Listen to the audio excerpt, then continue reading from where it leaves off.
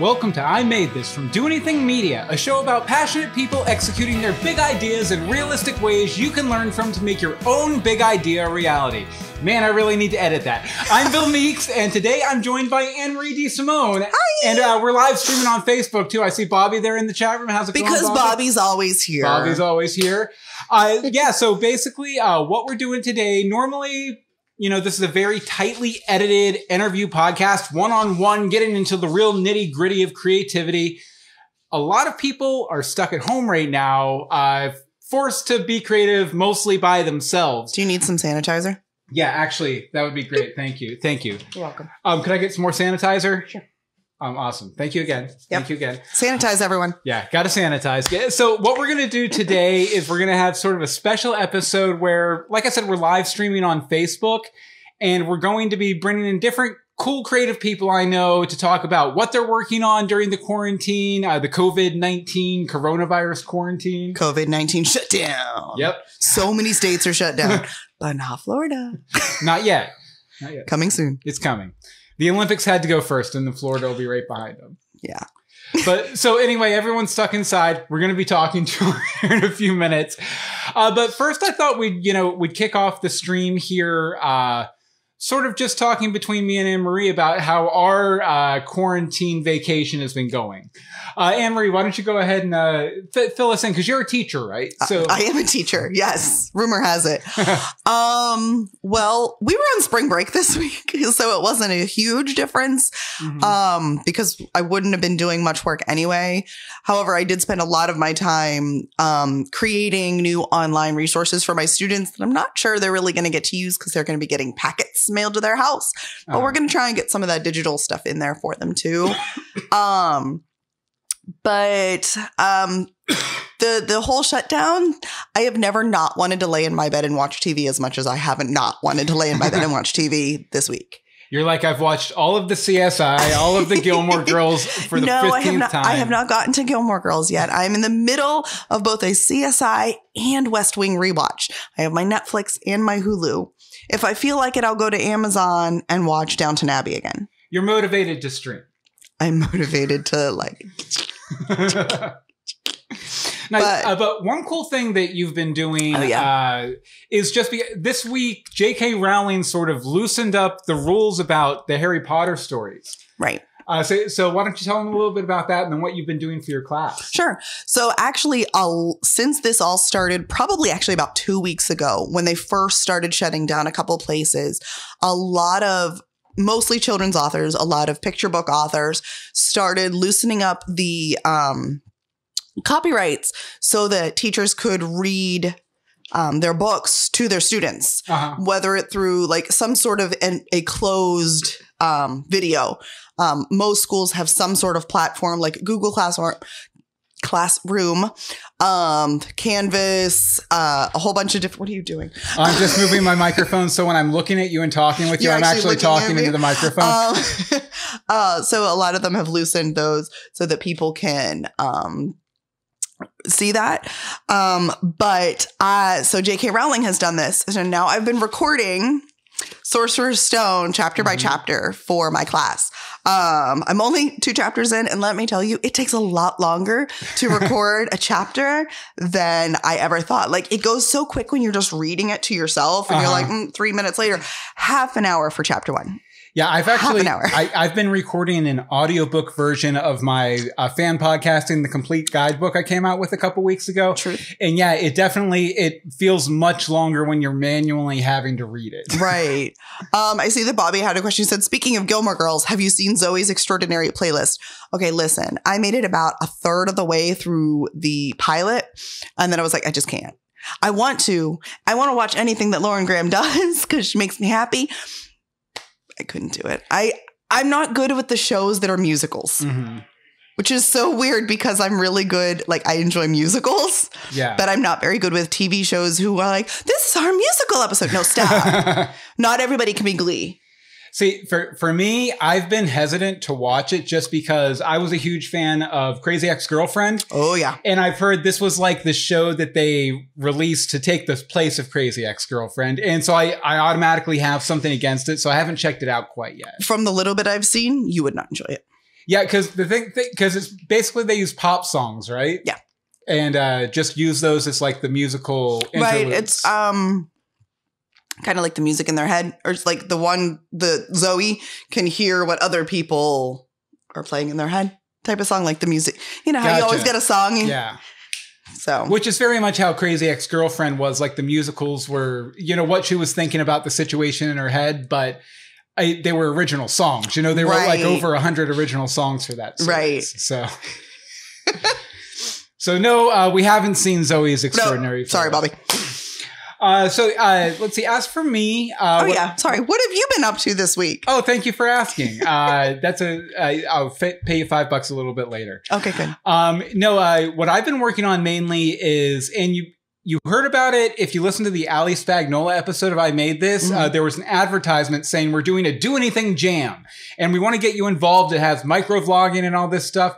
Anyway, we did that the first week of March. Did it. Yeah, Anne-Marie did it. I did it.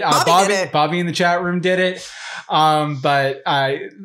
So I've basically been trying to work with that footage. The first big delivery was, I said, everyone, for doing it, I'm going to give you a 1-minute social video done in the style of a documentary I did a couple months ago called In 1 Week, or in 100 Days. And I'm going to give you this 1 week video based on your vlogs that you can post to your social, and I'm going to post them on our social too. Right. So that was a week of getting all those edited together. Right. And then today they came out so good. Oh yeah, I love all of them that I've seen, and I've seen all of them because you edit them. Yeah. But if you want to check those out, by the way, they're being posted over on our Do Anything Media Facebook page and at youtube.doanything.media. Oh hey. We're releasing a couple a week for the next 7 weeks, but eventually all this footage is going to become a documentary series, a 7-part series called 1 Week in March. And so I've been doing the very basic work on that today, this week, etc., etc. So I've been staying busy. I've been doing a lot of editing and stuff like that. You have been. So how has the whole quarantine thing been treating you? I am so bored. A month ago, I would have given my left arm to be forced to stay home and do nothing. Like, I considered going, should I just take a sick day to take a sick day? But it's way more work than it's worth. Mm-hmm. And so I didn't, and I didn't, and I didn't. And then here we are. Yeah. Yeah. It's very just weird because you have no sense of schedule. None. I have no clue what day it is. Like, I have no clue what day it is at any time. I've been having a very hard time keeping my schedule straight, during the day. The day just flies. Yeah, it's like, gone. Oh, I woke up, it's 5 p.m. Yeah. Like meals are so arbitrary. The kids just keep going, are you going to serve us lunch? I'm like, can't you just make a sandwich yourself? Like, they're old enough. Why do I have to still do this? Yeah, it's also it's really creepy going out and about and all this because for one, you're not supposed to. You're really not supposed to. But because you're not supposed to, it's always so quiet. Like, we live near the highway. We live near a couple busy roads. There's cars coming through this neighborhood all the time. It's like, I go take the dog out for a walk. It's nothing. Well, see, it's different though. There's not as much car and like business traffic, but the people. Mm-hmm. Oh my gosh. Oh yeah, way more people. So we stay 6 feet away from them. As much as possible. We're like, everybody over in the grass, let them walk. But so we've been taking family walks out just because we have to get out of the house. Like you can't. We're all just staring at screens. Let me just be honest with you. We're all just staring at screens. He's editing. I'm trying to figure out work. The kids are playing video games and watching TV, YouTube I'm videos. editing and not watching the complete series of Westworld. Just editing. That's all I'm doing. He's watching. I'm about halfway through season 2. I started on Saturday. But so we're all just like, everybody put your shoes on. We got to go. And there are so many people out. Like most of the times, if you go out at 6:30, 7:30, the entire neighborhood is alive. Yeah. People are way more than it has been. And people are so friendly. Mm-hmm. Every time I take the dog for a walk, even if it's 7 o'clock in the morning, because people are out because nobody knows how to function. I mean, they're friendly in a sense because they smile and wave at you, but they're unfriendly in another sense because when they see you coming, they cross the street. Right. Well, a lot of the times, I walked past a lady who was washing her car. I was like, hi, good morning. She's like, oh, good morning. Hi, I've never talked to you before. But I'm so bored. So I'll talk to anyone from 6 feet away. Ziggy, don't bark. Nice. Bobby in the chat room says he's still working by himself. Oh no! He had to change 300 clogged spray nozzles this weekend. Basically, had to do 400 squats over 2 days. Ooh, that's pretty intensive, Bobby. Hand squat. Oof. Well, I mean, you're making the money while the rest of us might not be. So to be a little less depressing. Okay, less depressing. Let's do it. So how are you dealing with this isolation? Like what are you doing to keep yourself occupied or trying to keep your mind occupied during all this? I keep harassing you when you should be doing work. That's true. That's true. It's true. It's specifically like I sit down, I'm like, okay, I'm going to spend the next 4 hours editing. Hey, Bill, let me talk to you about this for 20 minutes. Hey, Bill. This, I'm on social media too much. Mm-hmm. Let's just be honest with ourselves. I'm mindlessly scrolling more than I've ever mindlessly. Like on Sunday when we get the week or the update from Apple, like your usage has gone up 723%. Gee, I wonder why. I have nothing else to do. Like it's the only way you literally can be connected with people. Yeah. Right now, I mean, a lot of people are just like randomly Zoom meeting people. Yeah, let's talk about that for a second. No, I just think it's very interesting how this thing that we've been doing for years and years and years, live streaming on the internet, like all of a sudden it's like everybody's doing it. And I have opinions, but I'll keep them to myself. Keep them to yourself. I have put out there that, the fan podcast and the complete guide has a great section on live streaming and interacting with the chat room. It's true. And if anybody needs any help with OBS, let us know. I'm an expert. No, but going with that though, I did a big blue button meeting with my coworkers today. It was like the only way because you have to stay in groups of less than 10. And if we're going to be honest, none of us really want to be all near each other because you don't know who's sick. You don't know who's what. Okay, moving. Exposed, and you don't want to get exposed. But last Monday, two of our three kids had a Zoom meeting with their friend and had played, they did a scavenger hunt. They ate lunch at the same time. Like they were at the lunch table. Yeah. Zoom, I believe they dropped their premium pricing. They did. Almost everybody did. It's the smartest thing you could possibly do because, you're going to get a lot of new people trying out live streaming, really liking it, wanting to continue with it. Mm-hmm. And, when they go to continue with it, they're going to be using the product they were using, during this crazy quarantine recession end of the world thing. Right. So, when the zombie apocalypse happened, Zoom, everyone's going to be Zooming. Well, I mean, zombie Zoomers. But it's not even just Zoom. Like I have never seen so many, Google Meet, Microsoft Teams, Big Blue Button. Mm-hmm. Like I'm not sure what Seesaw is, but I've heard a lot about Seesaw. It's a plank that one person sits on either side and it can go one way or the other. Wah, wah, wah. But all these different platforms, that everybody's using all over. And I mean, to be fair, I'm in 3 bazillion teacher groups on Facebook. So I'm hearing things from all over the country. Yeah. So you kind of see what's regionally specific, which is kind of neat. But it's crazy. It's the only way people can keep in touch. Absolutely. Absolutely. And good luck with it. Truth. Read the book. Okay. So buy the book on Amazon. Edit here, Bill. Because you just coughed a bunch into the microphone. Sorry about that, people. Okay, we're going to go ahead and get our first guest on now. And this is Joel from Portland. Joel from Portland! So let's go ahead and give him a call. Hopefully he answers. I touched my face. Sanitize.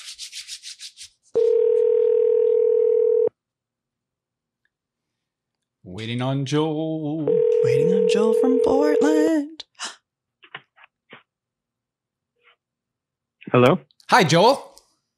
Hey. Hey, it's Bill and Anne-Marie. How's it going? You're live on the internet. Oh, hey, I'm doing great. How are you guys? I've been listening to you. Excellent. That's why it took you up. That's why it took you a second to answer because you were busy watching us. It makes sense. I love it. Oh yeah, all the bandwidth taken up. Nice. So Joel, you participated in the we were talking about it a few minutes ago, the in 1 week / 1 week in March project, the microvlogging project. Hey, how did that work out for you? How did you enjoy doing that or not enjoy doing it?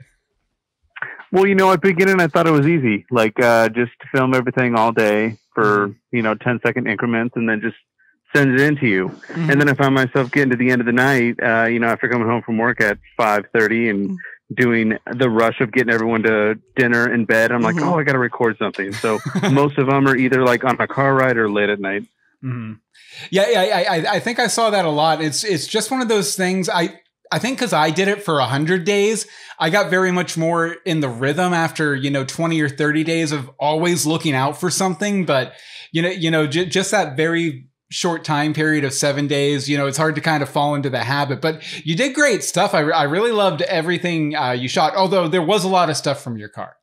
I'm so sorry about that. Oh yeah, for sure. Yeah, I got really good at those window mounts to clip on to tell me where I'm going. Yes. Now I'm just going to use it to record everything. That's awesome. Nice. Okay, so Joel, you had a specific project you wanted to talk about tonight. Why don't you go ahead and tell us a little bit about it while I try and get the website up for the people watching? Yeah, well, I mean, originally it's a blog, but a long time ago I started writing short stories, and then I was trying to convert them digitally and type them up, and just to keep them, in case a fire happened and that notebook burned, or I put it in an email and that email got lost. So I thought, hey, everyone does blogs. Why don't I just take my stories and put them in a blog form? Not necessarily for an audience, but for myself. And it just kind of grew from there. Very cool. I did something similar to this like a million years ago. It was I called it the Chronicles of Baby Billy, where it was supposed to be a blog from the perspective of me when I was a baby, and through the course of it, you would find out that I had actually been transformed back into a baby through some sort of sci-fi means. I stopped doing it after about a month because it wasn't good. Did you have something? No, I was going to say, I remember some of these ghost train stories. These came up on Sharing Spot. I mean, when you were doing your project, Anne-Marie, you supported my blog back then. It's just, if you end up going into it or anyone goes into it, you'll see that it's something I started back in 2007. Oh, wow. So it feels like, this is a almost 20-year long project or 13-year long project, but it's really like 80 hours a year is all I did on it. And so a lot of the posts are from 2016, 2017. And I've just been going through it during this whole scenario. And I cranked out a whole nother, part of a chapter this past week that I'll probably be posting tonight. So speaking of this whole scenario, I'm sure you're finding you're finding, certain, holes where you can create more. What are those times for you right now because everyone's on a weird wonky schedule? Like what times are you finding best to kind of sit down and get creative? Well, I've got 3 kids, and so what they'll do is they'll plop down, watch any of the streaming services, and I'll just kind of get zoned out because it's like, how many times can you watch Frozen 2 since it gets released? Right? So, they're doing that, and then I just click over to my desk, which I just created last week because I'm now working from home. So I got a monitor from home, got the mouse, keyboard, and all the setup, and I was like, hey, you guys are going to watch movies. I can come over here and start doing something that I haven't been working on for a while. Get back in touch with it. Yeah. So that's what I've been doing. Did you not have a dedicated space devoted to that kind of stuff before? Or No, really. I mean, the only time I ever wrote was on my off time, kind of at work. I haven't had a laptop or a desktop computer for probably 12 years. And it's just been like working off of a tablet or with my phone. But now it's like, it's nice to have a keyboard under my fingers at home. And for sure, I could have been like typing for hours while everyone's asleep and crank a lot of good work out. So was your work nice to just kind of come in and did they give you the machine basically for you to use and everything? Or did you have to go? No, it's one of those things where I think that the rule is if they found out about it, it would be their IP because they did it probably while I did it while I was on their dime. Oh, gotcha. It's not at my current place of work, so I'm not too concerned. But everything I've done since I've been at my new job has been on my own time. Usually with my phone or my tablet. It's really hard to write long form short stories. With just a phone. Oh yeah, like I've tried doing editing or revising my editing with a phone, and it does not work like at all. No, it's ridiculous. It is ridiculous. I can barely type an Instagram caption on my phone, and it's like, that's your only option. I'm like, can we just, I just use a computer, please? Hey, Joel, this is, and Bill, edit this out of the podcast. I don't know if you still have our video up. I just want to make sure we're still coming through because our preview over here is not coming through. I just wanted to make sure. Yeah, it is. So I've got you guys on a muted tablet, and I don't know if it's my bandwidth or not, but it's kind of freezing and going in and out. But it's probably because I got 8 things streaming at my house. We know the feeling, as do we all. And I just checked it, and it all looks good. So okay, good. So Joel, how you doing otherwise with this quarantine thing? You know, we were talking right before you came on. It's a weird, wonky, messed up situation that is like something out of a movie that's hard to get your head wrapped around. How are you holding up? Well, good. You know, I've been taking a lot of videos and pictures with the intent of saving them to a file to create a longer video later. You know, we're going to look back on this 6 months from now or in a year, and it's just going to feel surreal. It's something that hopefully we're going to get past and be able to move on from.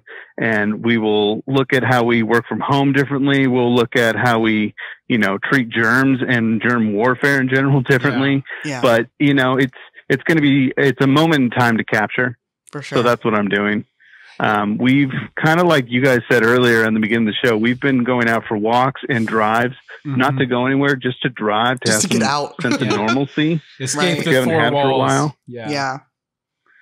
And so it's like that. And, you know, when I was doing the vlogs, I'm dealing with the fact that somebody ran into our house with a car a week and a half ago, and dealing with insurance companies and property lines and all sorts of stuff. So we've been very busy, but you know, like Anne Marie said, it's a lot of screen time. It's just sitting down and swallowing the bitter pill of like, just stay home, watch a bunch of stuff, have Nerf dart guy fights. You know? Yeah, like who'd have thought like staying home and like watching TV would be torture?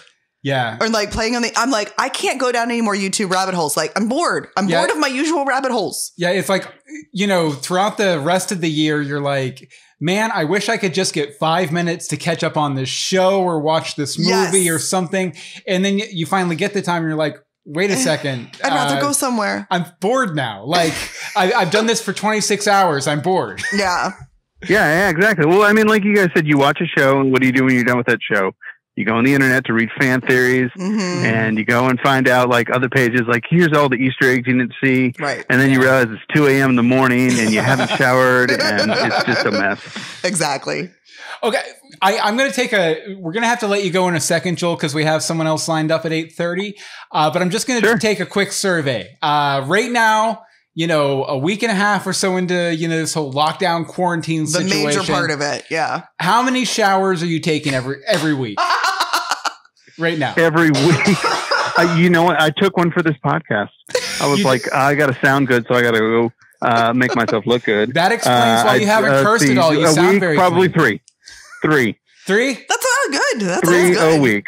Yeah, that's like super motivational. I know, right? What about you, Anne Marie? I don't know if I've taken 3. I'm not even going to lie to you. I might have only taken 2. I took one yesterday because I had to go to work today. But now I just do when I'm bored. Like it used to be like that's how I would wake up is I'd get up in the morning, get a shower before work and go. And now I'm just like, I mean, I'm going to go walk the dog and sit in front of my computer. Why am I taking a shower? I'm pretty sure the 12-year-old is sticking to that too. He's like, somebody teach tweens to bathe. People have been trying for decades. I can't get it. I'm like, he smells. All right, and since no one asked, of course I'm taking 17 a week like I normally do. No, that's not fair. You work out every day, and you usually take at least one every day because you work out. First of all, I don't know where you find this motivation. Plus, I'm working on a homespun vaccine to the coronavirus. Oy. So I'm constantly washing my hands, and I figure might as well just get the rest of the body with it. I'm just look for that coming next week. Do anything media coronavirus or coronavirus. Nice. All right, Joel. Well, we're gonna let you go, but thank you so much for joining us. Yes, Great to talk to you as always. Go check out Joel's stuff. Yeah. Links in the show notes, all that. Okay, great. Thanks. You guys take care. See ya. Bye. Do-do-do. That was fun. I love it. We don't get to talk to Joel enough. We do not. Why don't you document what Bobby's been saying in the chat room while I try and pull up our next guest here? Okay, well, what Bobby's been saying in the chat room, he was pretty impressed with the Baby Billy story because he hadn't heard that one before. And you know what, Bobby? I think I've only heard it about 5 times too. So it is a deep cut. It is a deep cut because there's many times where he starts telling a story and I go, stop. Because I've heard it too much. And then he said everything sounds good when we were a little confused about how things were going. He's like, I have not said much. Who are you waving at? Oh, our next guest. Our next guest is all lined up.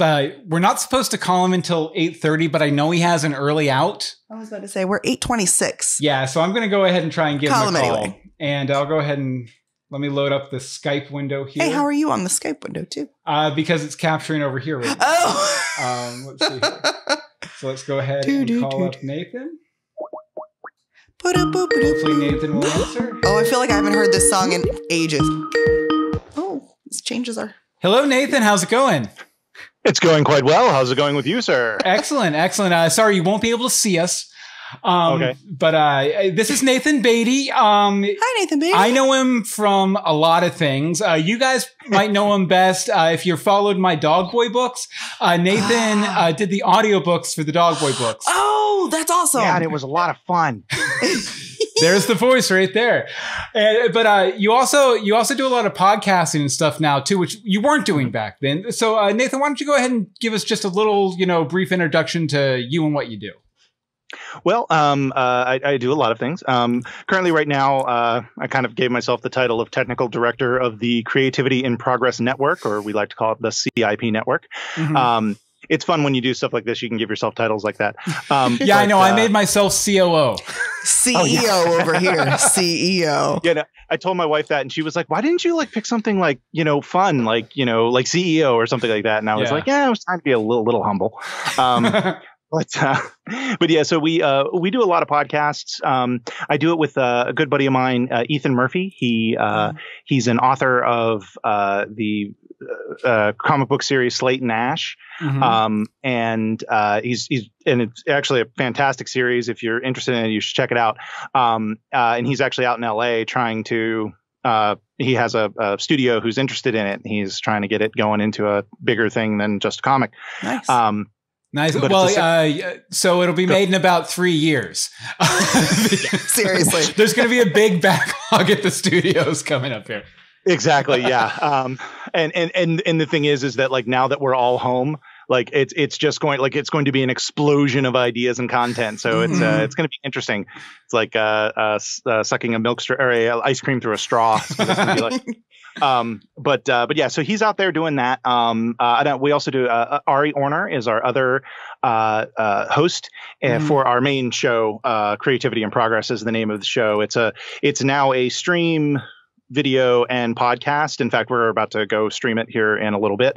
And essentially what we do is we roll for we roll a dice to determine genre, time, setting, character archetype, and then we make a story. And Ari, she's actually a character designer for the Twitch show Critical Role. Oh, okay. So yeah, she's in charge of doing the character design for the second group. I can't remember the name of the second RPG that they're doing, the second. Oh, what do they call that? I can't remember. I'm not sure. If you're looking for help from me, you're not going to get it. Yeah, my old brain is just. But anyways, so we do that. We do a bunch of other shows on the thing. I do voice acting on the side. Mm-hmm. We've known each other for almost 6-7 years now at least. Oh yeah, something like that. I think that was when you recorded the first Dog Boy book. So yeah, just goodles of years. I don't think that's goodles. Oh my goodness, goodles of years. It's been goodles of years. I used to eat goodles of noodles back in the day. Oh, I still eat goodles of noodles. Just add energy on the end. Make it your own. Yeah, I think actually the last time we spoke, was you joined me for an interview for our YouTube channel about doing audiobooks through ACX and everything, right? Yeah. And I remember when we connected, because at the time I was at a different house and I didn't have my VO studio was in another room and for my computer. So like when we connected and you like heard the quality of my mic, you were like, "Can you get on your VO mic?" And I was like, "I'm so sorry. No, I can't. I sound like crap." Well, you have to ask. You have to ask. Yeah, well, I understand that. But I've upgraded, as you can tell. Nice. So with this whole, quarantine lockdown 2020 going down, how are you finding it to stay motivated creatively, in this sort of isolated space? Well, it's interesting because that is one piece that I've kind of been able to throw myself into because, this time, I don't know about other folks. I would imagine it's the case. There's a lot of anxiety going around with all of it, everying going on. As we both know. Hold on, let me take a sip of wine while you talk about anxiety. Exactly. This is Irish coffee right now. Oh, I just finished one of those before we went. But yeah, there's just a lot of anxiety and everything. And this is actually one of the few spaces, since Ethan moved out to LA, we've had to do, because we used to, when we first started the show, and it was a different kind of thing when we first started the podcast. He would come over to my house every week and we would record.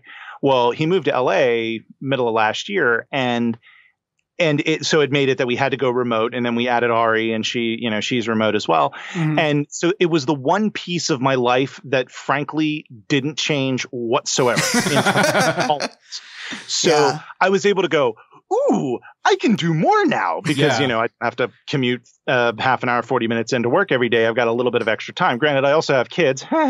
And we just found out today that they're going to be home for the rest of the school year. So that's going to be fun. Oh, no. Where are you guys at? Yeah, but there is bedtime. That's the thing. That's true. Bedtime's nice.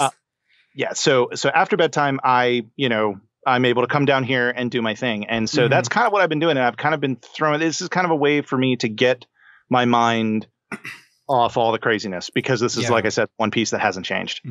Well, now that you don't have to deal, like with the commute and, leaving your house for social reasons, or any reason, are you looking to maybe start up some new stuff? Or are you kind of gestating some new ideas? Yeah. We've been throwing some stuff together. When we changed the format of our flagship show, Creativity in Progress, we used to just kind of be a, like shoot the crap show, nerd stuff. And we kind of really didn't have a focus. And then Ethan had this fantastic idea of doing the role for, he had come up with the idea of doing like a writer's room, and Ari came up with the rolling for genre and all that. But it kind of changed the tenor of the show in a lot of ways.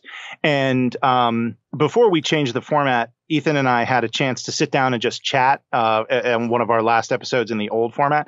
And it was just fun. It reminded us of the early days. So he threw the idea out there. And now that we have more time, he said, how about we do a streaming show where you play a video game and I help. And by help, he essentially watches me play the video game and laughs. I'm familiar with that. Trash talks you. Yeah, exactly. Essentially, yes. And he does actually throw out some good like hints and things like, oh, you may not want to go down the. Oh, okay, yeah, now you're dead. So we have a lot of fun with that, and we're starting to do that. We just started. We did it on Saturday, and like right now we're calling it Behind the Curve because that was an old name for another show, and it might change in the future. But we're doing that on Saturdays. It's just me and him having fun, chatting, me playing a video game, that kind of thing. So we're doing that. And then he actually just came up with another idea. He's just like a thing of ideas. He comes up with the ideas and I'm the guy that goes, okay, let's do it. But the other one he came up with is kind of like a show where one of us, either me, myself, or Ethan, or a guest, we're planning on having guests on the show as well, who it's like a piece of media that they've missed. So like a perfect example is Inception. I actually have never seen the movie Inception. And so the idea of the show is we would watch Inception. We would tell the audience, hey, we're watching Inception next week. And then the next week we would get we would watch Inception, and then I would talk about like, wow, it was really interesting with this, and then Ethan would say, oh yeah, and like kind of like he's the know-it-all of it, and I'm the noob, and so we're kind of doing that. So like we'll be doing, for me it'll be Inception, for him it's Frozen 2. So that's Well, if you ever need a guest, I haven't seen a ton of stuff. Like I've never seen That's The true. Godfathers. I've never seen Jaws, Alien, Predator, Indiana Jones. No, actually, I saw one. I finally seen an Indiana Jones movie for one of my. That's right. You needed it for improv. They had us watch Raiders of the Lost Ark for improv class last year sometime. Okay. So I finally got to see at least that one. I didn't like it very much. Don't tell anybody. Sorry to make you spit out your dress. Just between us. Just between you and me and the internet. No, but that's really cool. And I really like the idea of the whole creativity and progress thing too, because so many people are trying to do just a straight up D&D podcast these days. Or, one that's heavily inspired by D&D. But I really like that idea of like using the dice as like the jumping off point and then kind of just going off on in your own direction with it. Mm-hmm. We're loving it. We've done in the new format, we've done 4 episodes, and I was going to use it as my quarantine example, but it really doesn't count because we were starting it back in February. But maybe I'll cheat a little bit. But we've done 4 episodes in the new format, and it's been hilarious. It's been awesome. We've had a great time. And it's funny because what we do is we roll and then we start the story, and then we carry it to the next episode, and we kind of finish the story in the next episode. So we usually take 2 episodes to do an arc. Yeah. And so like, since we've done 4, math, 2 we've done 2 stories. And we've had a really great time. And what's hilarious is at the end of the second episode of each of the arcs, we've been like, we want to do more with this story. But what we're planning on doing is at a certain point when we get enough stories in the hopper, we're going to have the audience vote on what story they like the best, and then we'll do something more with that. Oh, I like that. Have the audience pick the sequel kind of thing. Exactly. And so we're coming, and we're still trying to come up with ideas on what's gonna what that's gonna look like. But yeah, we've just been having a blast, and it's just been having a great time. It's a lot of fun. Very nice. Very nice. So, outside of, creative projects and stuff, you mentioned anxiety a few minutes ago. It's a very anxious time for a lot of us. How you holding up, and how weird is it for you? We're holding up okay. I recognize that my wife and I are very fortunate in that we work at jobs where, we work at a university. So, not really a massively high risk profession. And we also work in positions where they basically were like, if you can work from home. So we've been working from home pretty much since the beginning of the isolation, which we started about a week and a half ago. And so we've been getting through that piece. It's been a little difficult, especially because the schools have been closed. So it's fun working and parenting at the same time. Right? It's not. You're lying. It's just we've come up with the schedule, we've come up with the thing that's working. It's just it's just getting through it and making it through every day, and just kind of keep moving forward. It's kind of my whole thing through this. How about you guys? You guys doing all right? We're hanging in there. Yeah, we're hanging in there. It's just and we were talking about this a little bit off the top of the show. Just it's so surreal and weird, and it feels. I think I heard someone describe last week as feeling like a week of Sundays, and I thought that was like a really good explanation. It's just like it's the Sunday that never ends, and right. Like I've been finding sometimes I've been finding it really hard to get motivated to get started working just because I'm so out of routine. Sometimes all the time. I'm not looking forward to next week when I have to teach my students and teach my children and parent my children and balance all of the things. Yeah. So like as a teacher, I'm required to have 3 hours of office time where they can just contact me whenever. So I have to know that I'm at my computer and like waiting for my students while my kids are going to be like live streaming and doing all their stuff with their teachers. And that's the 6th grader has like 7 teachers that we have to balance. I'm like, oh man, how is this going to work? I don't understand. So it's going to be, I'm scared for Monday. Yeah. Well, and I think the thing for me, and I don't know about you guys, but the biggest thing for me has been the unknown of it all. Like the fact that like, like we knew that the governor here because we're in Virginia, we knew the governor was going to come out and he was essentially going to extend the closure of schools. We weren't sure how long it was going to be. And so like finding out it's to the end of the year, it's like, okay, well, that's something. But then there's the whole thing of what if beyond that, like what if we're not through this beyond that? And that's the part that's kind of messing with me the most. And I'm trying not to focus on that too much. Yeah. So it's really a good thing that I brought it up. But it's just one of those things. It's just trying to make it through, but this is what you got to do. Yeah. The timeline is so weird too, because this, we live in Florida, so we're used to having this kind of a period about once or twice a year for hurricane season where it's like you're not allowed to leave your house, get comfy, get some drinks. It's all going to be over soon. Have a hurricane party. Have everyone over. You're safer together. This is now you're like, no, stay away. Drink by yourself.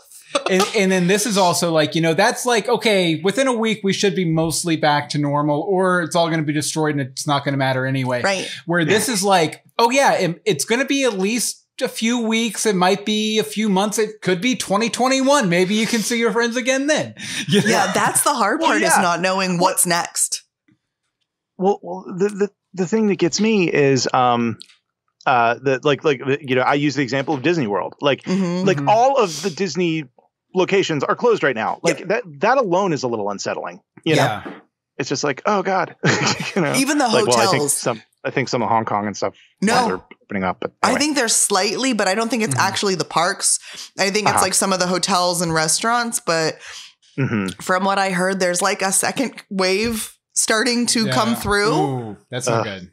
So, oh my God. Stay home, people. Everybody stay home. Yeah, right? Yeah, it's definitely one of those things where it's like when the greediest, most magical, happiest place on earth closes down, you're like, okay, nobody's safe at this point. Nobody's safe, yeah. Exactly. Yeah. That's the thing. Like when they're going, yes, no, we're sorry, we can't take your money right now. People are dying. You're like, oh, okay. Maybe we should listen. Yeah. But, hopefully, this will just be a really fun, like everyone will have their COVID or coronavirus, COVID-19 story, in a couple of years. And it'll just be like a nice situation we can all look back on and laugh about. Fingers crossed. Yeah. Or the entire world's going to end. Either way, it's going to be interesting. I just wish we don't shut down. It's going to be very interesting next couple of months. I really hope that I really hope it's not the second one where we all die. But it would still be interesting. I'm just saying, I'm not advocating for the death of humanity, but it would be interesting. That's all. You can't argue with that. We are entering the Hunger Games. Very true. Yeah. But yeah, so. All right, Nathan. Well, we're definitely gonna have to get you on a full episode of I Made This soon, because I have been wanting to talk to you in more in depth, but I'm so glad we were able to get you on today. And I understand you have a stream to go do, so I want to let you go do it. Why don't you tell people where they can follow that? Obviously, after we're done with our stream. Yeah. Oh, yes, definitely. Yeah. If y'all are watching this, that everything's going to be on VOD, pod, and all that stuff. But Nathan has promised he won't start until after we're done. I'm just kidding. Yes, yeah. Yeah, we'll go with that. So we're on Twitch. We're twitch.tv/creativity in progress. We are on YouTube. I believe that's the same. If you just go on YouTube and search for Creativity in Progress, we come up. And then if you wanted to find us for our podcast, just search for Creativity in Progress on iTunes, Spotify, Stitcher, all those places. You'll be able to find us. We stream every Monday. Our main show, our flagship show, Creativity in Progress. We stream every Monday. Ethan and I are doing that show on Saturday nights. Mondays we do 8:30 p.m. or 9 p.m. for the flagship show. Sorry, I'm being very all over the map. Ethan and my show on Saturdays are also at 9. 9 is pretty much the standard for our streaming after bedtime. And so that's where you go. And then also if you wanted to get all of our information, it's www.thecipnetwork.com. You can find out all of our information there as well. And if you ring that bell, like, subscribe, and react, you'll get notified every time it goes live anyway. So yes, true. There's that too. Nice. All right, Nathan. Well, we'll let you go. Thank you so much for joining us. Have a good night, buddy. Bye. Thank you. Thank you so much for having me. Y'all take care. You too. Bye-bye. Bye. All right, hang up on him. Bye. Click. That was nice. That was nice. Yeah, right. and let's see here. Over in the chat room real quick, Bobby says that, they're doing good over there. Bobby lives in Southern Florida. No, he doesn't live in Southern Florida. That's Southern Florida. That is not Southern Florida, and he will yell at you in a minute for calling it Southern Florida. Mid-South Florida. No, it's Central Florida on the other coast. Bobby from Bradenton. But he says he's doing good. His son works at a Walmart, so he's going crazy. Oh, I'm so sorry I can imagine. His girlfriend works at a major restaurant, and they are literally working her by herself as a cook, hostess, and manager. Oh, no. I have worked at the restaurant your girlfriend has worked at. Whenever they have a waitress cooking too, it is never a good situation. That's like drama. Yeah. And let's see here. Elizabeth Placencia in here says that our schools are closed till May 5th. My family is doing good too, which is good. That is good. We're glad your families are doing good. Yes. All right. So we're a minute late for our next call here. Oh, I'm so excited for our next call. It's been so long since I've talked to this person. I haven't talked to her in a second. So let's find her here. I have not talked to her in more than a second. She says she's around and ready when we are. So. Also, you did not prep me on. Yeah, that. That's a different shot. Sorry. It's okay. Hey, Hope. Hi. Hi. Long time no talk, Hope. How are you doing?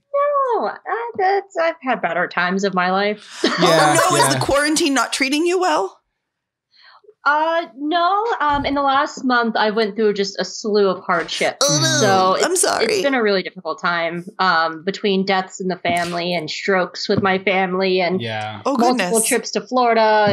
And I found out I'm losing my job this week. So. Oh, no. Yeah, I've seen some of that stuff coming across social media. I've been trying to hit heart where I can and like where I can to let you know that I'm feeling for you, Hope. I'm so sorry. Yeah. You should be happy. I put on like makeup for you. I know. I was like, you looking all fancy over here. I put on makeup too. So, no, you know, you didn't. You put on a hat. That's guy makeup.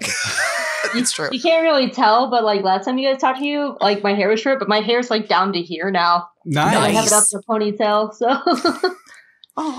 Very nice. Very nice. So I Hope, why don't you go ahead for people who might not be familiar with you and all you do? Why don't you give people sort of like the origin story of Hope Mullinax? I didn't realize we were already recording. Oh, we're live, honey. Yeah. Oh, okay. Well, what was the question? I'm sorry. I got taken off guard. Sorry you didn't realize we were recording already. You didn't tell her. We were trying to trick her into saying something incriminating. Oh. No, but just ask, go ahead and give us just a basic idea of, your origin story and what you do creatively. Hi, well, I'm Hope Mullinax. I have been a podcaster for over a decade. It's how I've met you guys. Mm-hmm. And I am now calling myself a freelance writer. I've always been a writer. I've always had a passion and love for writing. I've always known I've wanted to be a writer since I was in middle school. I have a website called geekygirlexperience.com where I write various reviews and stuff. It's all Star Wars right now, but I'm already outlining some other posts to talk about Zelda and Animal Crossing and looking at animation, which animation's a huge passion of mine. Yeah. I'm looking forward to writing a piece about She-Ra coming up, the new season of She-Ra. So yeah, and then I have a couple of manuscripts, novel manuscripts in the work right now. So that's awesome. Nice. Back to your website for a second. I know you had an issue where the entire thing died and you had to recover it from an archive. Talk to that for a minute, just because that's probably a fun experience to recount. Oh yeah, fun. Oh, by fun meaning I was having. I mean, fun for us to listen to as you relive the horrific experience. Well, the fun thing was that, and then the very next day I found out my nephew died. So it was like a whirlwind of things. Yeah. But yeah, it was. I have my website through WordPress, but my server is based on my high school friend's server. And the reason I went that route is because it's free, and I've never had a problem in the 7 years I had Geeky Girl experience. I've never had a problem before. And what ended up happening is his like physical tower the hard drive corrupted and like corroded. Oh no. And we lost geez. everything because like the backups failed, everything failed. And I lost about 3 years worth of work, which was very difficult because that was my online portfolio. And I had found out that I'd be losing my job at the end of the month. So I didn't have my online portfolio to apply for jobs that I wanted. No. So it's been a whirlwind. I was able to save the majority of articles. I lost about 10 out of the original 40.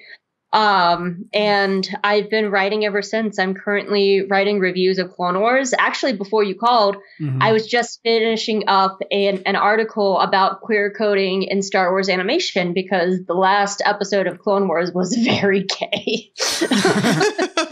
It was super gay. So I've been working for a few days now on an article about queer coding in Star Wars, particularly with the character of Ahsoka Tano. So is that all you've been focusing on? Is just like writing new content for your website, or do you have any other projects you've been focusing on? What with this whole isolation quarantine thing? It's funny you mentioned that. I was digging through some of my older work, and I had written a manuscript for a novel writing class for college in my novel class. And it was about probably a little over 2/3 of a novel that was written. And it's straight up romance. It's a trashy romance novel. But I looked at it and I was like, this is very interesting because I have the majority of this. The fun thing about it is it's very dated. It's very from 2010. Like they are flirting by Facebook poking each other. Oh, wow. And I have an entire scene about how it was the day that Osama bin Laden was killed. Oh. So I was like, I need to update this because Which I mean, any romance novel should have a scene Totally. about Osama bin Laden being right? killed. I mean, that's just, you know. No. So I realized how dated it was, but it was actually very interesting going back through it because for one, I could see how much my writing has personally changed. Like my style is very different. How I view writing and tropes and everything is different too. And I also view how my worldview has changed. Like as I was reading parts of it, I was just like, this does not work in 2020. Yeah. And it's never a good thing when you're reading a romance novel and you're looking at one of your romantic pairings and going, you're a jerk. You're a jerk. Why does he like you? Yeah. So it's been very interesting trying to work through that. And I'm looking at a publisher called Carnation. Carnation is a wonderful publisher that works through To Do on BCon. I haven't talked to them yet, but my works fit all their criteria, and they publish queer works, especially scrubbed fan fiction. And I originally wrote this manuscript as a scrubbed fan fiction. Define that for me. I think I know what it means, but just in case. Yeah, a scrubbed fan fiction is when you write a fan fiction and you scrub it so it's not anywhere in the fandom. So when you read it, it's not recognizable. So it's like how 50 Shades of Grey started as a Twilight fanfic, right? That's exactly right. Yeah, that's the worst but best known example. Yes, but actually, it's very fun, and I'm happy that Carnation does this because a lot of writers get their start in fan fiction. Cassandra Clare is a better example. Cassandra Clare got her start in writing Harry Potter fan fiction. She had a very famous story called the Draco Trilogy, which was the entire Harry Potter trilogy from the point of view of Draco Malfoy, and some of it was longer than the books. I think I've read some of that, actually. Yeah, and then she built a fan base through that, and then she went on to publish the Mortal Instruments series. So Carnation is very passionate about fanfic writers, and that's another thing. Like I've been writing, I write a lot of fan fiction, which is where I practice writing. So I'm very excited about updating this novel and this manuscript because now I have so much time. Multiple reasons. You have so much free time that you're digging through your old college writing folder, which I did a couple weeks ago, and it was horrific. Like my poetry from college. Oh my God, why didn't somebody shoot me? Because at that point it was like it's 2003. Really fun in a way because I got to see how much I grew, like compared to some of my other writing now. Like I recently won a writing contest through fairytales.com, which Bree from Other Side of the Mirror runs. Right. And it was an updated take on the Little Red Riding Hood. And I wrote them her as a wannabe thief, and the big bad wolf was a superhero who fights people like her. And she was just a thief trying to feed her mom. And I have that up on fairytales.com. And so it was just very interesting being able to see how far my writing has advanced, because I recently finished the first draft of another manuscript, which was a superhero story, which was kind of set in the same world. Nice. That's awesome. Very nice. Well, you've been staying super busy. And I know we talked a little bit ago about, you know, a bad couple weeks you had there with, you know, the job and the nephew and the website and all that stuff. But, you know, with this whole quarantine thing, how are you holding up with that? Are you feeling okay? Are you feeling isolated or feeling like you're getting enough human contact? It's really weird. Well, I'm kind of a shut-in anyway. But now you have to be. But it's been really nice, actually, because February was just such a crazy month.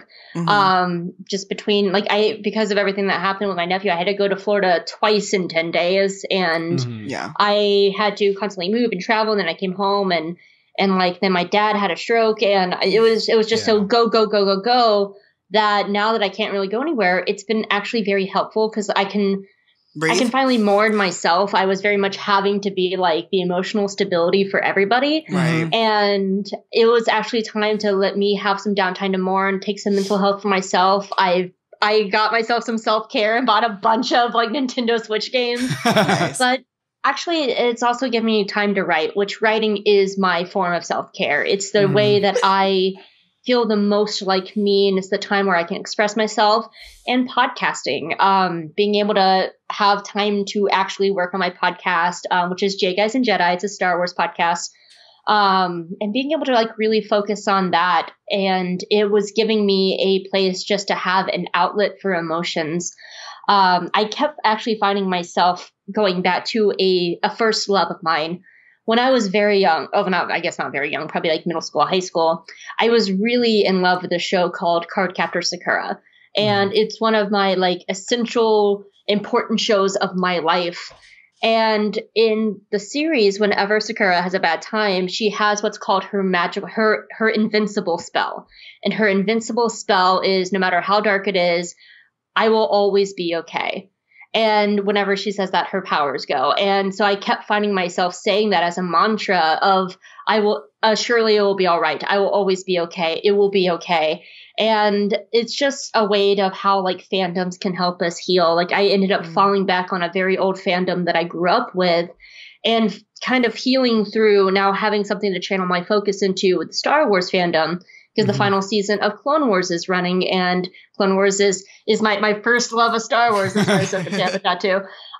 It's my first love of Star Wars, and my true love of Star Wars is the animation. And so being able to talk about animation in my Star Wars podcast, and now being able to write about it with Clone Wars running, I've really been able to have a lot of like quiet time to finally heal, and also having my fandoms, which have always been part of my life, to help me heal through this. Yeah. You mentioned that Clone Wars is this is the final season. So what's the plan next? Are you going to keep going, like do a rewatch podcast after? Or are you going to move on to? I'm just laughing because I know you're not a Star Wars person. Not in the slightest. We have no idea. You know what, Hope? I try and sound interested in my guest, even when I'm totally not. Oh, don't you do that? I'm interested. We just don't understand the Star Wars. Yeah, I'm interested because Hope's saying it. Exactly. What was the question? What's next when the podcast has to end because the show's over? What? Wait, what are you going to do after Clone Wars is over and you can't do a podcast about it anymore?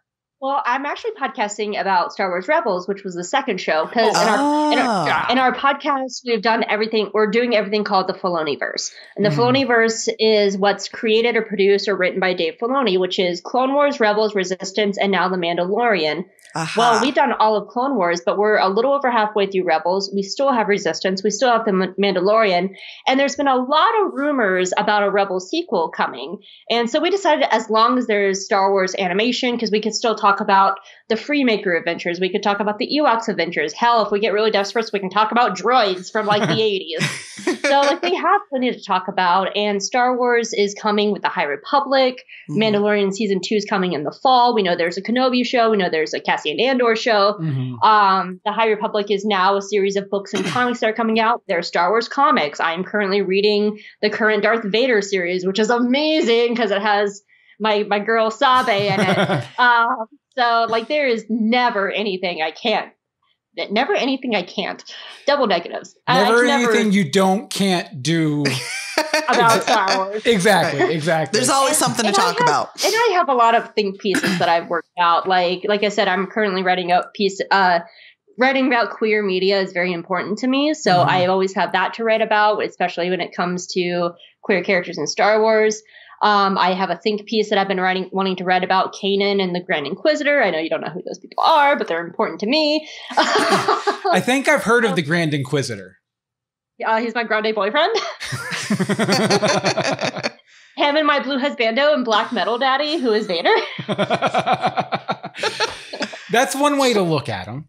Definitely. I have a daddy list and a mommy list in Star Wars. I have my list. I have pirate mom, space mom, Dadalorian, black metal daddy. I mean, I have a list. Nice. Okay. Nice. Well, I hope you have a lot of fun continuing to write and podcast through this whole weird period, and let's not wait this long to talk again. Yeah, seriously, because I'm pretty sure it's been like 3 years. Let me know that you're recording from the top. No, I'm not going to do that. Just assume. Just assume anytime you're talking to me, I'm recording. Okay, that's good to know, because I thought there'd be like an intro or something. That's really for everybody. If you're talking to me, assume I'm recording the conversation. And now that I've said that, it's legal in all 50 states. Done. But I can barely hear Anne-Marie, but I love you guys. I miss you. Hi. It's possible you might just be getting Anne-Marie from my microphone, which might be why it's, I did not think about that until just now. So, well, I'm around. So getting the setup redone and everything.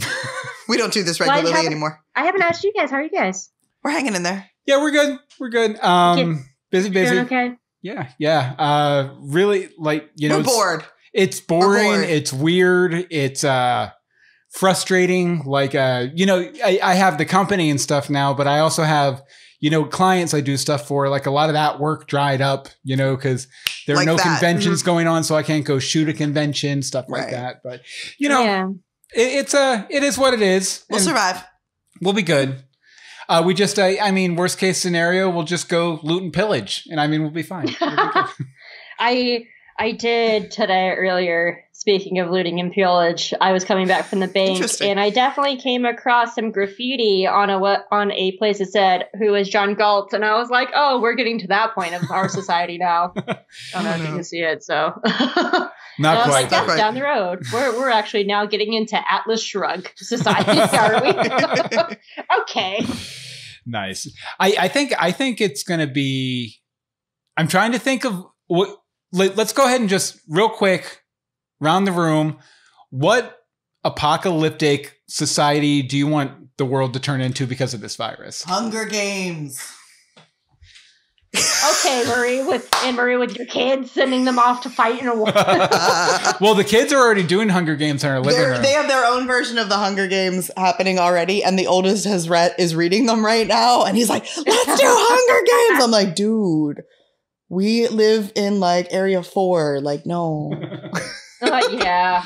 That was actually trending on Twitter the other day. Like, I've seen it a lot lately. Like, how's your area doing? Yeah. What about you, Hope? If you had to pick a post-apocalyptic society, I'm not sure if it's a post-apocalyptic thing because I'm already kind of seeing how it changes. That's not good. But I think we're going to be seeing more of a shift towards online stuff in general. I've been kind of wondering if we're going to see a rise in esports, a rise in people doing school from home. I was thinking, how is this going to affect the Oscars? Because there's been a big debate about if a movie debuts on Netflix, does it qualify for the Oscars because it's streaming? And we're already seeing several films having to be released on streaming because people can't go to theaters anymore. Right. Yeah, so like the new Pixar movie and everything else. Yeah, Kumail Nanjiani's new movie. I forgot what's called, Lovebirds. It was supposed to be out in theaters. It's now canceled. I'm wondering if it is coming to streaming. So I'm actually wondering if we're going to see a major entertainment shift to where it's more home entertainment, and we're going to be phasing out things like going to the movies and going to things and people going to school because of this. And people are going to see that difference and how that's going to affect entertainment going forward. So I don't know if that's post-apocalyptic because it's happening now. Yeah, right. Yeah. But well, I have to. The whole movie theater thing is very frustrating because it's if you as a business are asking for a government bailout a week into something like this, your business probably doesn't deserve to exist anymore. Right. It doesn't need to exist anymore. I mean, I know everyone likes the whole romantic idea of going to the movies and getting the popcorn and with the lean back seats and everything. But at the end of the day, it's kind of a waste of space. There's actually been a boom in drive-in theaters in the past week and a half. Oh, I'm sure. There's actually been a rise in drive-in theaters. Everyone parked 6 feet away from each other. Yeah, so I'm just am I actually going to, because we used to have a drive-in theater down the highway, but they closed before I could ever go to it. So I'm am I actually going to get to go to a drive-in theater for once in my life, which is what I've always wanted to do? So it's going to be interesting to see a shift in that. But what's your post-apocalyptic view? Post-apocalyptic. That Mel Gibson movie, Apocalypto. Oh my gosh. I'm just never seen it. Please explain. I've never seen it either, so he's just winging it. He's just winging it. You know what? Bill. I'm going to do a deep cut here. No. Okay.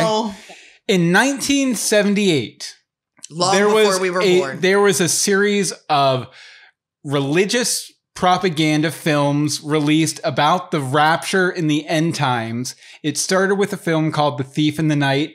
They're some of the creepiest movies I've ever seen. I highly recommend you find them on YouTube because they're super creepy. That's the world we're heading towards.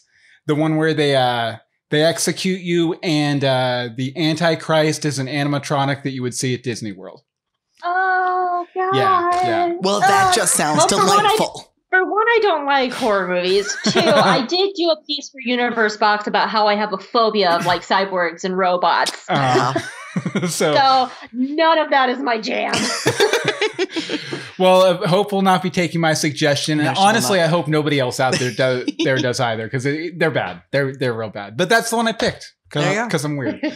All right, Hope. Thanks so much for talking to us. And again, we'll talk much sooner than this last gap period. Too long. And congratulations on Doing Anything Media, and congratulations on the book too. Oh, thank you. And Hope's in the book. I said thank you as if I did anything. She's cool. You did stuff. You were there when I learned everything that I put in the book. Alpha beta reader. I watched that live stream. Oh yeah, I was. Nice. Our last I made this live stream. All right. Okay. Very, very cool, Hope. Thank you again so much. Bye, love. Bye, you guys. Bye. Wonder what's happening over on the chat since we couldn't see it the entire time. It.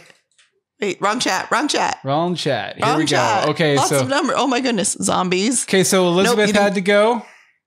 Hope is the best. Sorry, she's going through things. Got to go now. Bye. Matthew, Sesame Street, loot and pillage. Spoken like a true Floridian. Absolutely. Just no zombies. You still have the other screen up. Do you not know what you're doing here? I do not know what I'm doing. Clearly, he doesn't know what he's doing. It's been a second. Oh goodness gracious! Yeah, we've got it like a missed call. What are you doing? I don't even know, man. Oh, he's hitting all these buttons, y'all. I don't have a miss. Oh yeah, yeah, you do. This is Rebecca. Yes. Okay, hold on. We're gonna hold this. We're getting there, y'all. We're getting there.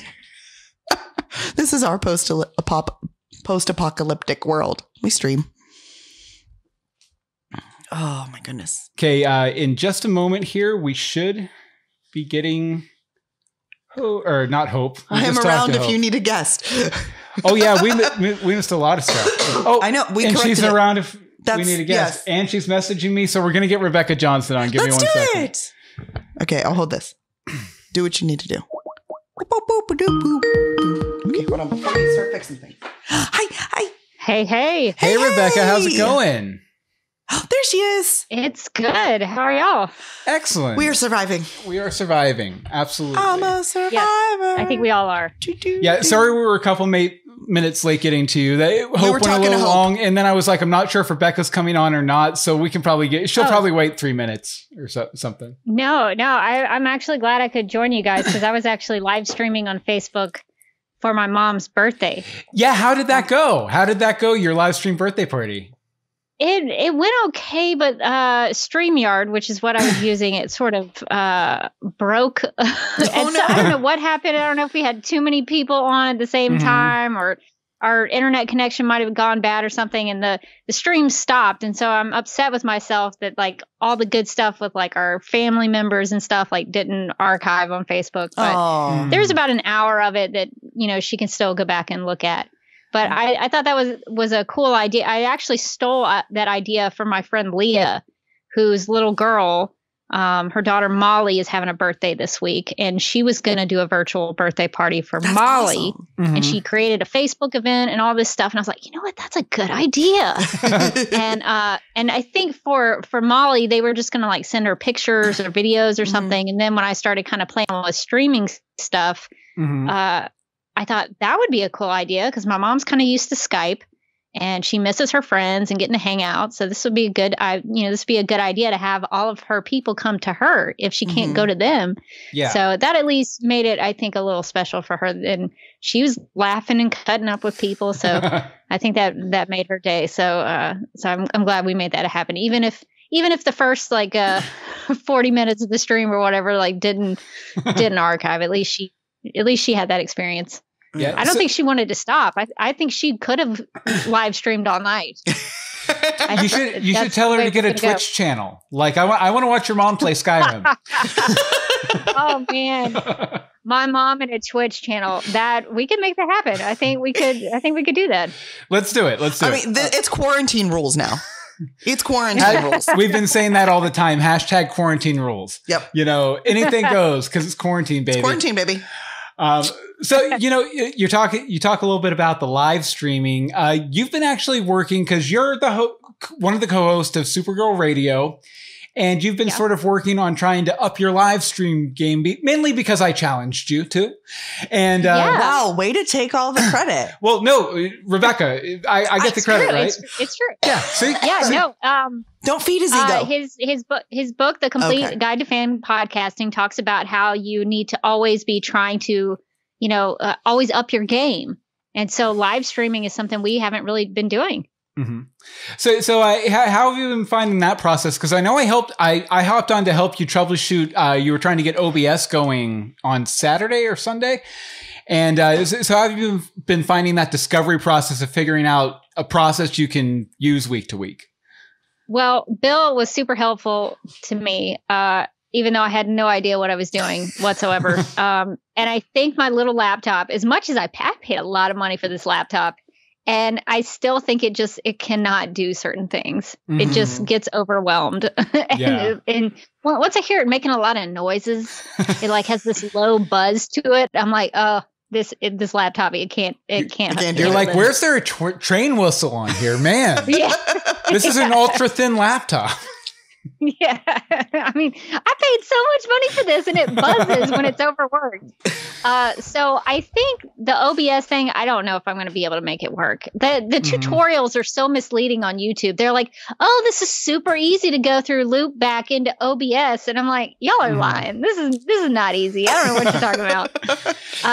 So OBS, I might not be able to get to work, but the StreamYard thing, that's at least, it dumbs it down a little bit for me. Yeah. It's more of like a web service.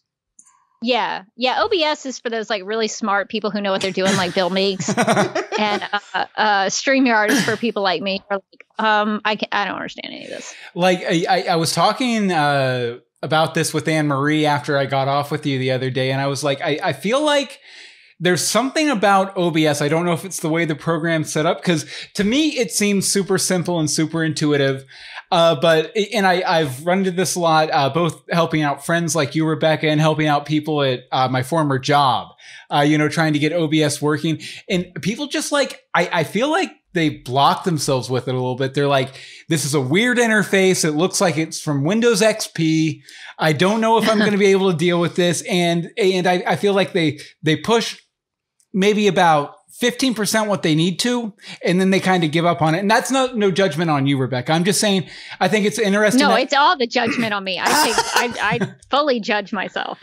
Well, I mean, we have Bobby also saying that he found OBS to be a pain. So, yeah. I mean, I feel not everybody is Bill Meeks. I feel like there's something about the UI. It's weird. I feel like it's the UI of the program that blocks people with it. It's not actually that the program's hard to use.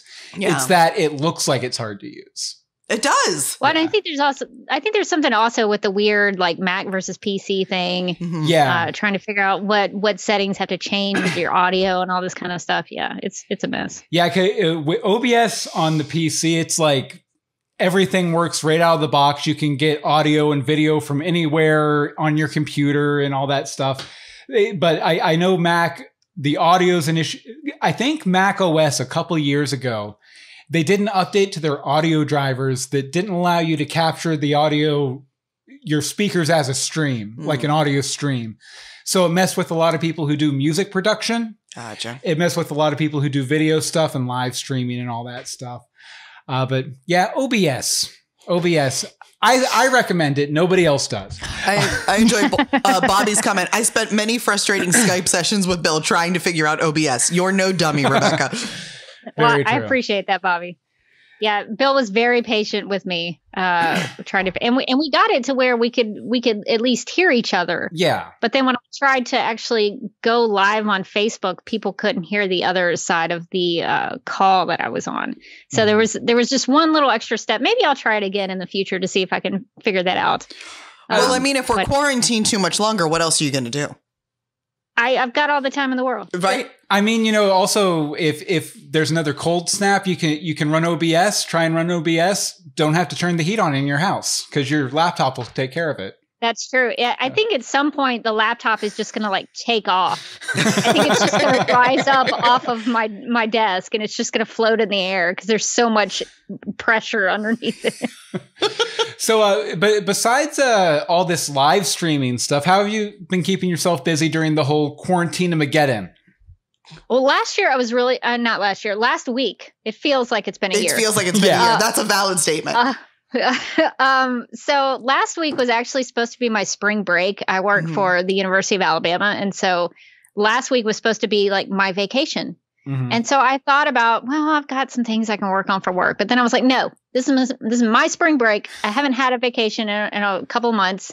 I'm really overworked and I'm stressed out. I'm just going to not do anything. So I kind of tried to just kind of chill out and hang out. And I ran more in the mornings than I have in a long time. I actually ran several days last week, which was that's awesome. I noticed that on Fitbit because we're friends on Fitbit.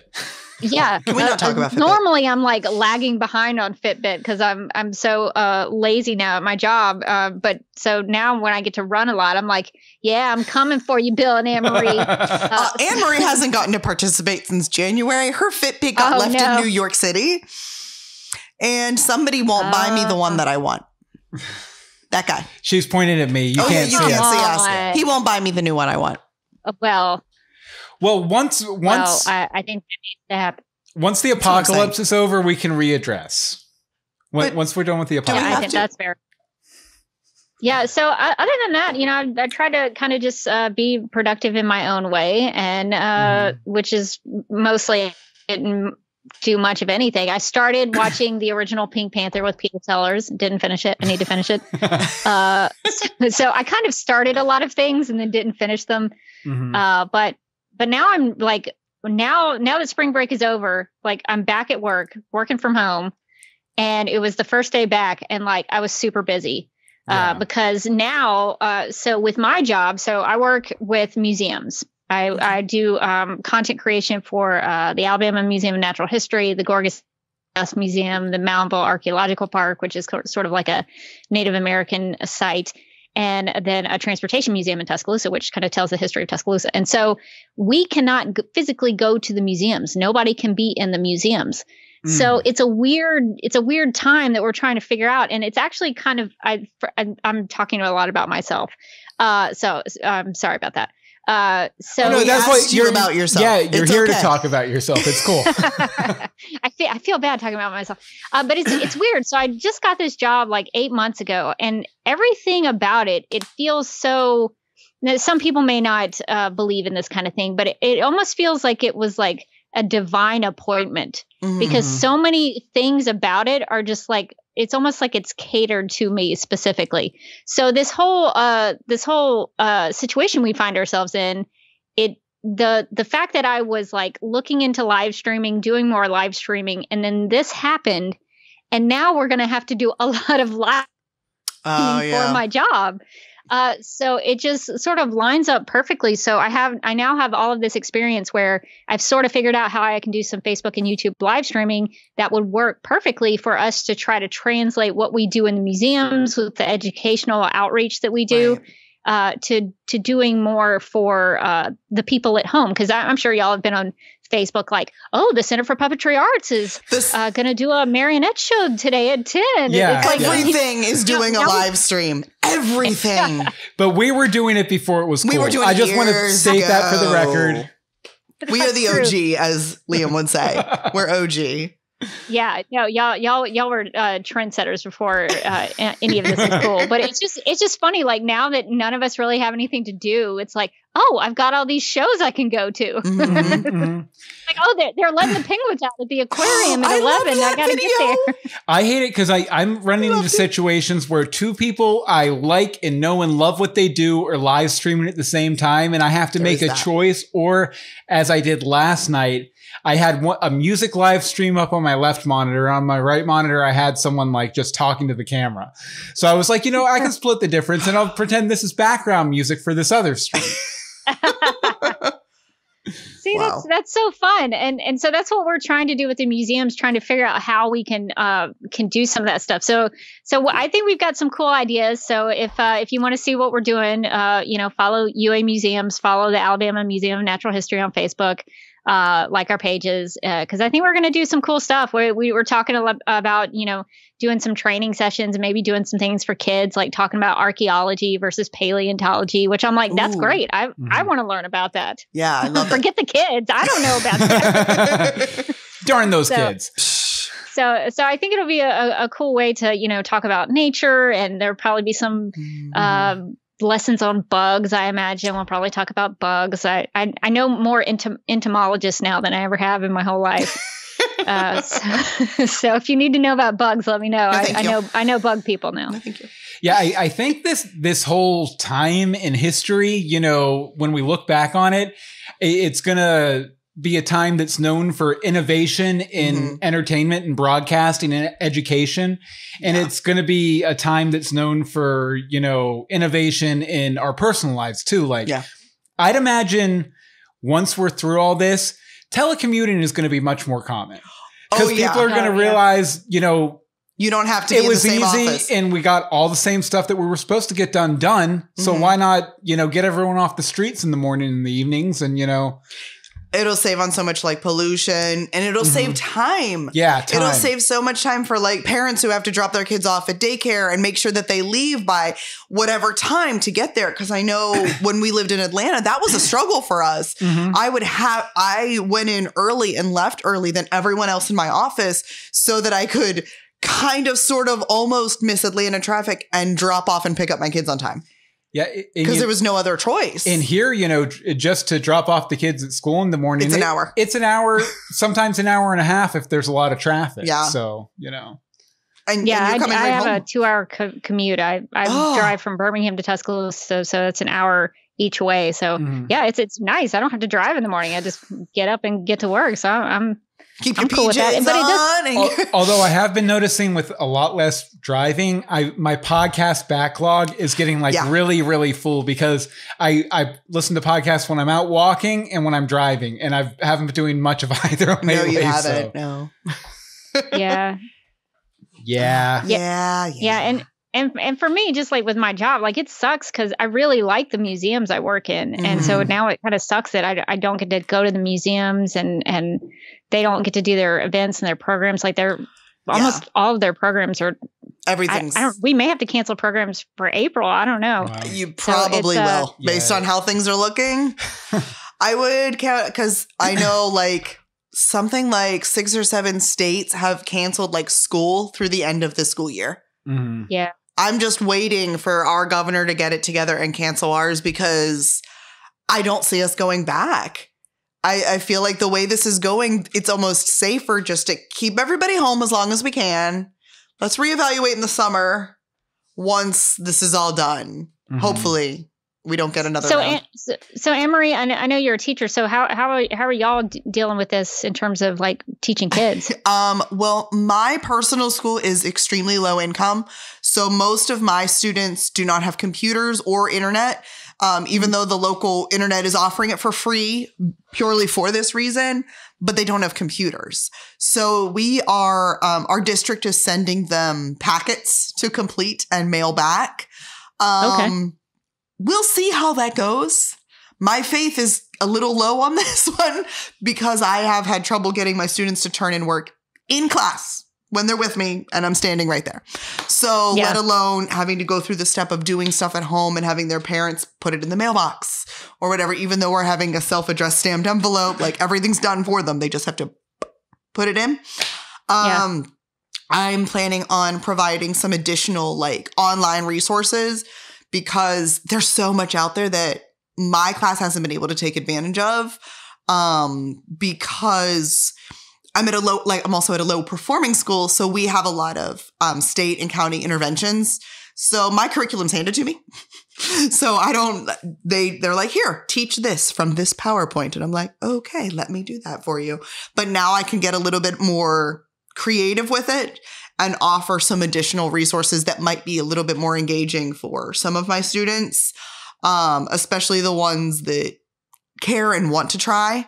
I've had a message from one mom today going, my daughter misses you. She just wanted to say hi. I'm like, precious child, I'll be posting video updates. It's okay. That's nice though that they've enjoyed your teaching so much that they miss you. They miss seeing you every day. That's nice. It makes me feel a lot better to at least there's at least one. I'm getting to at least one. And you know what? Ask any teacher. And that's what matters is you get to at least one. Yeah, that's great. Yeah. So, Rebecca, from a personal perspective, how are you handling this whole isolation thing? Are you feeling okay? Well, I mean, you're staying there with your mom right now, right? So at least you have someone to like interact with every day. Yeah, I moved back to Birmingham about 8 months ago, and I was like, I'll live with my mom for about 6 months, see how it goes, figure out when I want to live, and then it's just kind of taken me a little bit longer to do that. And now with this whole thing, I'm like, well, maybe it was best that I was here because sometimes I think my mom forgets about things. She's like, oh yeah, I'll go get my hair cut. And I'm like, Mom, you cannot go and have somebody like so close to you that they're touching your head. Like you can't, you can't do that. So it's interesting because initially I had been hearing like, it's just kind of a mild flu. It's not a big deal. Right. And I had always been told, like when I was going through cancer, a doctor friend of mine, it was funny because the guy who had Ebola, the first case in the United States, he was at Emory. So he was across the street from where I was getting treated for cancer. And so I sent a text message. I was like there the day they brought him in. Oh my gosh. I saw the news trucks and everything. And so I texted my doctor friend, Hamali, and I was like, Hamali, what do I do? Am I going to get Ebola? And she was like, just wash your hands. It's going to be fine. Just wash your hands. And so I've always thought about that with this is that, I know there are risks and I know it's serious, but I take great confidence in the fact that there's parts of it that I can control. Right. Like I can wash my hands, I can wash things down, I can, do things for my mom to kind of make her a little healthier. You know, I've been encouraging her to walk all the time, you know, walk every hour, you know, we make sure to eat our fruits and veggies. And so I think in that regard, it's been a good thing. And so now I'm trying to take it a little more seriously. I think my brother's gotten me a little more freaked out, like, cause he's like super, you know, paranoid about everything. Like he won't even come in the house because he's afraid he's going to get my mom sick. And I'm like, but you don't have the virus. And he's like, I know, but what if I do? What if I'm asymptomatic? And I'm like, oh my gosh, you're too paranoid. Like, so it's weird. It's like, I'm kind of a little more relaxed and he's super paranoid about it. So, I don't know, mentally, I think I'm okay. Because I've been trying to get out a little bit and run. So I don't feel cooped up in the house. And I've also been communicating with some friends. Like I've been talking to y'all. I Skyped with some friends of mine yesterday. You know, I do talk to my mom, my brother pretty frequently. So not much feels like it has changed. I know the world has changed a little bit and my job has changed. Right. But and even my church has changed. Like now I can't go inside my church. Right. We have to do everything online. And so that's been a unique experience. In some ways, I kind of like it because I wouldn't have been able to go to the Bible study on Wednesday nights because I wouldn't have been able to make the time. But now that I don't have to drive back from Tuscaloosa, I can make it. Yeah. So there are some pros and cons to it. It is just a very bizarre time. Absolutely. Yeah. Absolutely. And like I said before, you know, I think it's definitely going to be a time that's going to make every type of organization take a look at the way they're doing things because it's, if nothing else, it's sort of I hate to use the word good in this sentence, but it's a good opportunity to look at the way systems are run and see if there is room to change, because a lot of the systems that are in place now have been there for 30, 40, 50, 60, 100 years. Right.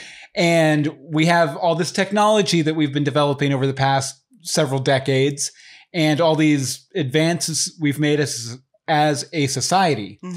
I think it definitely behooves us to take a look at the things that are going on now and seeing if we can, you know, trim this here and, you know, make this part more efficient and maybe, you know, come out with a better society for all of this worry and this trouble and these deaths and illness. I think it's going to make us all stop being so busy. I think it's going to stop the fact that you feel like you have to out-busy the next person, if that makes sense. Yeah. You know, your kid doesn't have to do 17 sports and extracurriculars. I say this as somebody whose child does like 17 extracurriculars. But like, you don't have to constantly be going. And I don't know how or when we became those people, like as a society, but I think this is going to help us take a step back and decide, okay, what is the one or two things that are really, really important to me? Let's make time for that. And then after that, let's breathe. Let's spend time with our families. And I think maybe this is just hopefulness that we're going to stop being, everything has to be a meeting. Everything has to be a really long and drawn out meeting. It could have been an email. We all know it could have been an email. As a society, we've been living at rat race. We need to bring it down to hamster dance. I'm into that. Man, the hamster dance. That's awesome. That ye old hamster dance. No, crab rave now. I don't think people now know what the hamster dance was. Kids these days, they don't respect hamster dance. All they know is flossing. They know crab rave. Crab rave. Crab rave? Crab rave. I'll have to check out crab rave. Ask any of our children. They will put it on for you. It's like, don't say that too loud. They'll run in here. They probably would. Nice. Okay. Well, Rebecca, thank you so much for taking some time to join us. Yes, we won't keep you too much. We kept you longer than we were supposed to, and I appreciate you respecting that I don't pay attention to time. Clocks mean nothing right now. No one knows. I'm glad I was able to hop on here and talk with you guys, and I hope quarantine continues to go well for you. Yes, we're as well. Gonna try, and actually, I think after we let you go, if you want to stick around, we are going to be doing our big time quarantine activity, playing Tetris Attack. So you can feel free to stick around and watch us do that all the time. Okay, I might do that. Yeah, excellent. All right, thank you so much, Rebecca. Supergirl Radio, go check her out. Bye. Have a good night. You too. You too. Well, that was fun. Let's see what was happening in the chat. Not much. Bobby says, I can understand how everything else may return to some sense of normalcy, and I can definitely see a swath of things going the reroute. Yeah. I think it'll be different. Yeah, it's going to be very, very different. Well, whenever it happens. That's the thing is like, we have no idea when this is going to happen. Yeah, it could be weeks, it could be months, it could be years, it could be anything. I know. I'm like, It's we weird. personally, like our family is locked down for 3 weeks minimum because basically we're locked down with the Florida schools. Yeah. Whatever Florida schools are doing, that's our family's route. And I think it's going to be interesting because I know the politicians in our state are very hesitant to shut all of the things down. For reasons. I have my thoughts, but I'm going to keep those to myself. This is not the place. And Bobby over in the chat room says he wonders how it's going to affect group gatherings like museums and theme parks. That's a big deal in our city. Huge. We live in Orlando. Like, Disney was supposed to open next week. And I have read numerous articles that they were supposed to send out hours to all their employees this week. And that is delayed. Meaning they don't know they're forbidden from having more than 10 people in a room. Yeah. Like you cannot open Walt Disney World. I'm sorry. I'm sorry. I know it's the Flower and Garden Festival, everybody, but we're not going to Epcot. Yeah. And I think Fun Spot America actually. Are they still open? They were going to stay open. They closed, but I've heard that they are not great financially and that this will probably kill Fun Spot America. Sad face. I never got there. Yeah. Good coasters and good go-karts. I love a good go-kart. Yeah, I think, Bobby, like how you said, it's going to affect things like museums. Right now, I kind of feel like museums are actually doing really good because, well, good is relative, because there's a lot of virtual tours, virtual field trips that are going on. So any place that didn't have one of those, let me tell you, they're getting their people out to film one because that is huge. I mean, clearly my world is skewed to education and if nothing else, just parents looking for something educational to do with their kids. Me, they're on Fortnite and YouTube. Don't care. Have fun. Enjoy. It's still break for me until their teachers start sending me messages going, why is your kid not doing their work? I'll be like, they're on Fortnite. It's okay. But, you know, there's a lot of more motivated parents, I guess you could say, that are they're trying to find some different educational things. Yeah. And there's a lot of people doing all these tours. And I know Liza has loved looking at some of that type of stuff. There's like a Harry Potter virtual escape room. There's all sorts of anything that can be done digitally is like booming. Like when you look at everybody who's hiring, it's Amazon, Walmart, any and every grocery store, and like Zoom. Zoom is like, we need people. Please, somebody help us. We were not expecting this. I had never heard of Zoom before last week. Oh, you hadn't? No. I had started hearing from a lot of podcaster friends of mine and stuff. I had started hearing talk of Zoom. Like Zoom is like Skype used to be. Oh, okay. And I've used it a few times, and it kind of feels like Skype used to. I like Zoom because I have done some Zooming. I have zoomed. Zoom. Yeah, zoom. Thanks for listening to the show. If you have your own big idea you've made a reality, we want to hear about it. Let us know by emailing imadethis@doanything.media. We'd love to share your project, or maybe even talk to you about it. You can follow the show at imadethisshow, all one word, on Twitter, Facebook, and Instagram. Again, that's at imadethisshow. Subscribe on Apple Podcasts, Spotify, Stitcher, or on our website, imadethis.doanything.media. Again, that's imadethis.doanything.media. And if you do subscribe, make sure you leave a review so we can shout you out on the show. I'm Bill Meeks. Thanks for listening.